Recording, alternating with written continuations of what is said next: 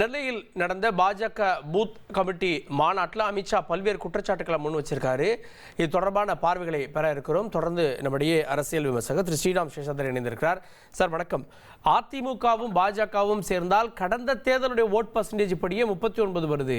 அப்போ நம்ம இன்னும் ஒர்க் அவுட் பண்ணால் ஆட்சியை பிடிச்சிடலாம் அப்படின்னு அமித்ஷா சொல்றாரு. இது கடந்த நாடாளுமன்ற தேர்தலோடு இதை ஒப்பிடுவது சரியா இருக்குமா? அமித்ஷாவுடைய அந்த வாக்கு சதவீதம் பலிக்கும்னு நினைக்கிறீங்களா? கடந்த நாடாளுமன்ற தேர்தல்ல தான் உங்களுக்கு அதிமுக தனியா நின்றது, பிஜேபி தனியா நின்றது. 2021 ஒன்றாக இருந்ததுனால் நீங்க அந்த ஒப்பீடை நீங்க டைரக்டாவே எடுத்துக்க முடியாது. ஏன்னா அப்போ ஒரு ஆன்டி இன்கும்பன்சி 10 வருஷத்தினுடைய ஆன்டி இன்கும்பன்சி இருந்தது. இப்போ ரீசெண்டா நடந்த தேர்தல் 2024, அதுல என்ன வாக்கு சதவிகிதங்கள் வாங்கினாங்க, பிளஸ் இந்த கடந்த 5 ஆண்டுகளினுடைய ஆட்சியினுடைய அவலங்கள், 5 ஆண்டுகள் ஆட்சியினுடைய நிறை குறைகளை மக்கள் மனசுல எந்த அளவுக்கு பாதிச்சிருக்குன்றத பல கருத்து கணிப்புகள் இப்ப கடந்த ஒரு 6 மாதங்களாக வந்துட்டு இருக்கு. அதெல்லாம் சேர்த்து வைத்து பார்க்கும்போது நீங்க அதிமுகவும் பாஜகவும் ஒன்று சேர்ந்து தேர்தல் களத்தில் அந்த ஒரு ஈக்குவேஷன் மேட்ச் ஆகும். அப்ப நீங்க 2021 திமுக வாங்கின வாக்கு 2024 கம்மியாச்சு. அப்ப 2026 அதோட கம்மியாகும் தான் இப்போது இருக்கக்கூடிய கணிப்புகள் சொல்லுது. விஜயினுடைய வரவால் வேற, அதனால வேற இன்னும் அவங்களுக்கு பெரிய ஒரு அடி வாங்குறது. அப்கோர்ஸ் அதிமுகவுக்கும் ஒரு பெரிய பாதிப்பு ஏற்படுது.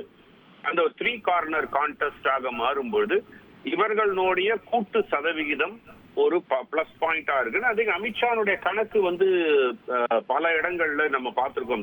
தேர்தல் வியூகங்கள், அவருடைய தேர்தல் வியூகங்கள் பெருமளவுல எடுபட்டிருக்குன்னு தான் பார்க்கிறோம். அதுவும் இந்த தடவையும் எடுபடுவதற்குண்டான வாய்ப்புகள் அதிகமா இருக்கான்னு தான் ஒரு தேர்தல் கணிப்பாளனாக நான் பார்க்கிறேன்.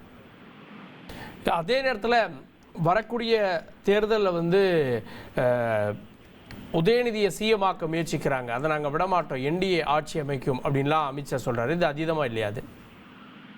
அதாவது என்டிஏ ஆட்சி அமைக்கும் பட்சத்தில் உதயநிதி எங்க ஆட்சிக்கு வரப்போறாரு? திமுக வெற்றி பெற்றால் தான் நீங்க உதயநிதி சிஎம் ஆவாரா, இல்ல ஸ்டாலினே சிஎம் கண்டினியூ ஆவாரா, இல்ல வேற யாரா சிஎம் ஆவாங்களான்றது பார்க்க முடியும்.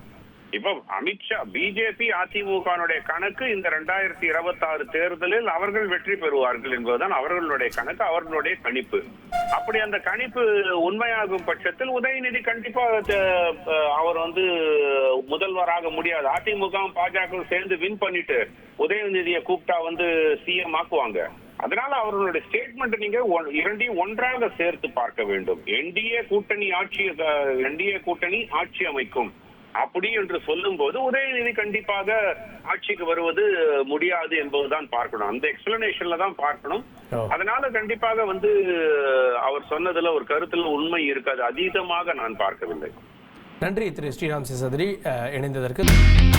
இனி செல்லும் இடமெல்லாம் செய்தி. தந்தி டிவியின் வாட்ஸ்அப் சேனலை ஃபாலோ பண்ணினா செல்ல இருக்கும் இடமெல்லாம் செய்தி.